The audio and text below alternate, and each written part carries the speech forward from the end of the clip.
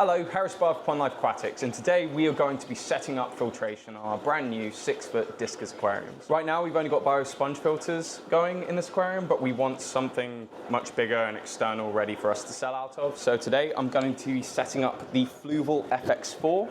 I'm going to be changing the biomedia in it because it's not quite sufficient for what we need here, but I'm going to be talking through exactly what comes in the box, exactly how you can set it up, and the reasons why I think this might be one of the best filters on the market at the moment. So stay tuned.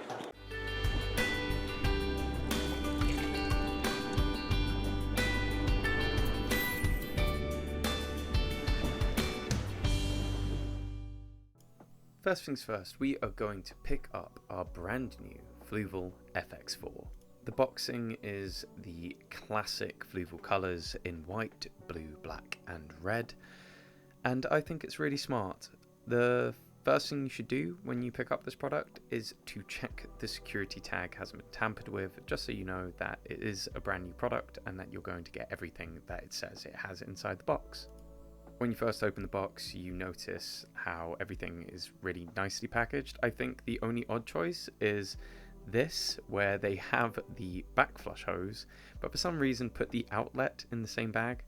Inside this white box, you should have your inlet hose, which has this big case over the end, which I'm not the biggest fan of, the two inlets with hose tails, and these two shoulder joints that go over the edge of your aquarium and keep your hose that comes with the filter nice and neat.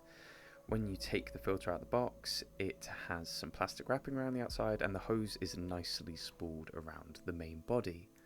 To open up your FX4, you have to use these screw nuts, which are a really secure way for the filter to remain closed while in operation.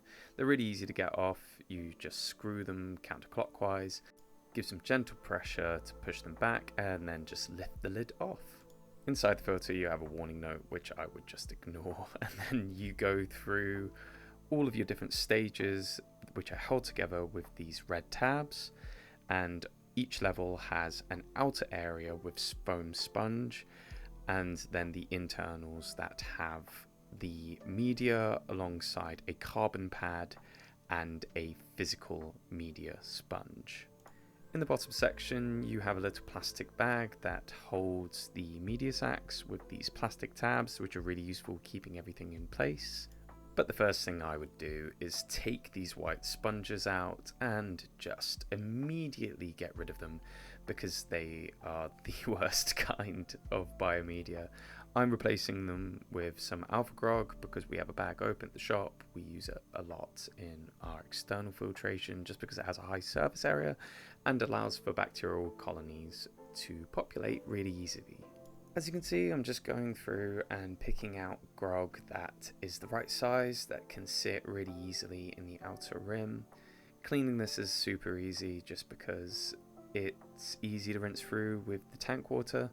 You can then see me struggling getting the media into the bag. That's not because it's difficult, it's because I was trying to focus on filming and getting them into the bag. I then proceed to get the plastic tabs that come with the media sacs and really easily thread it through and secure it pretty nicely.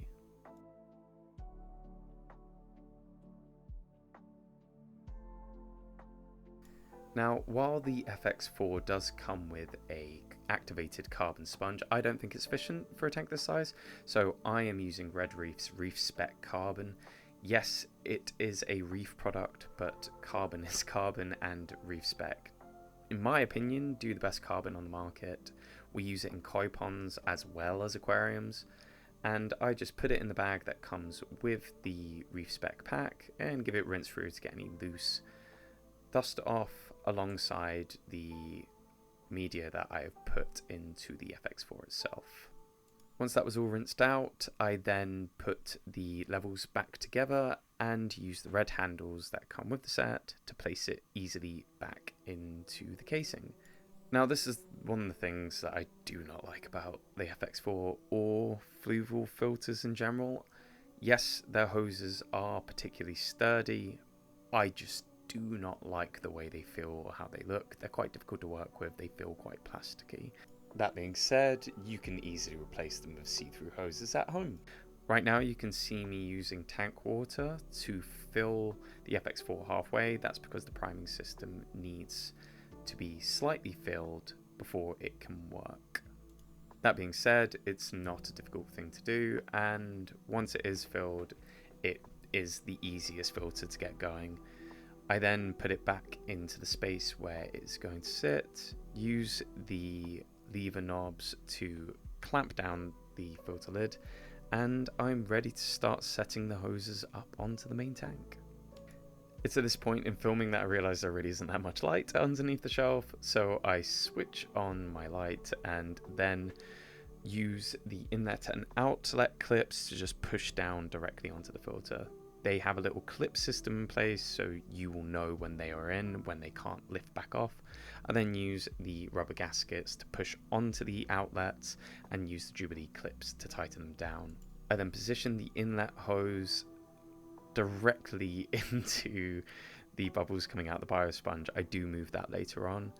I position the elbows on the back of the filter alongside the suction cups that come with.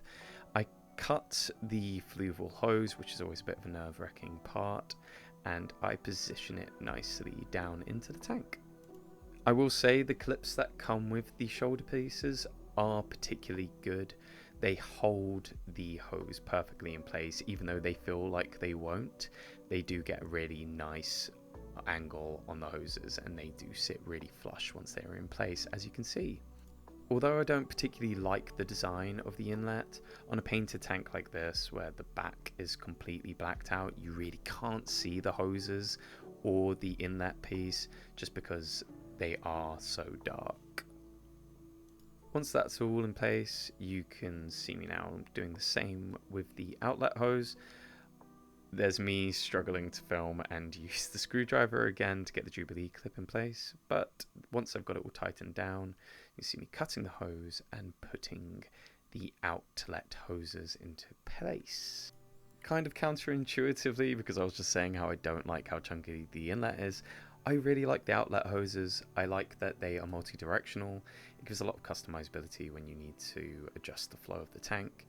It means you can get good circulation throughout tanks, particularly tanks this big. Now everything's ready, I just plug it in and switch it on. Now, one thing to know about the FX4 is it does turn on and off on its own as it primes to let all the bubbles out the filter, as you can see in this image.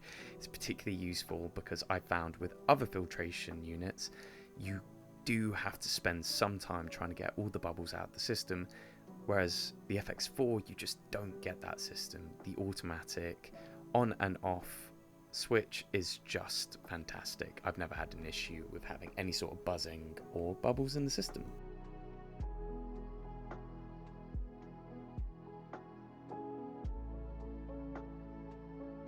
And that's it, the FX4 is now running on this tank. What I love so much about this filter is that when it is set up, once you've just given it a half tank of water, it does self-prime.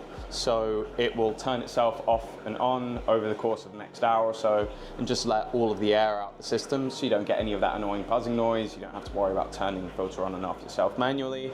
And then when it does come time to service this filter, it has an auto dump and an auto top up. So there's a little valve at the bottom of the filter and you're able to dump off the bottom of the filter, which means that you don't have to take it out and rinse through all the filters manually all the time. And then you can actually put it straight into a jug. So for Discus, where you want to have treated water, you want to have the pH down below what usual tap water is, either by using RO or by treating the water separately before putting it into the aquarium.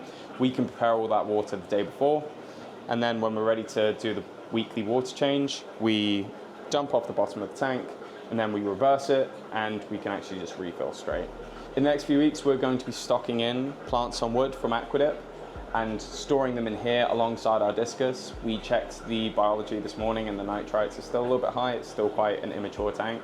Hopefully adding the vast amount of biological filtration that we did today will help bolster all of that and we'll be ready to have some new Discus in the next couple of weeks. If you have any questions about the setup, then feel free to comment below. If you're in the London area, come and visit us. We are in 1 Finchley Nurseries, NW7 1AS. And remember, keep supporting your local fish shops. Join us next time with This Pond Life. Hey, Editing Harris here. So, if you want us to show you how to do the auto dump and auto fill system with this filter, leave a comment below and I'll be sure to do a part 2. Thanks for watching and we'll see you soon.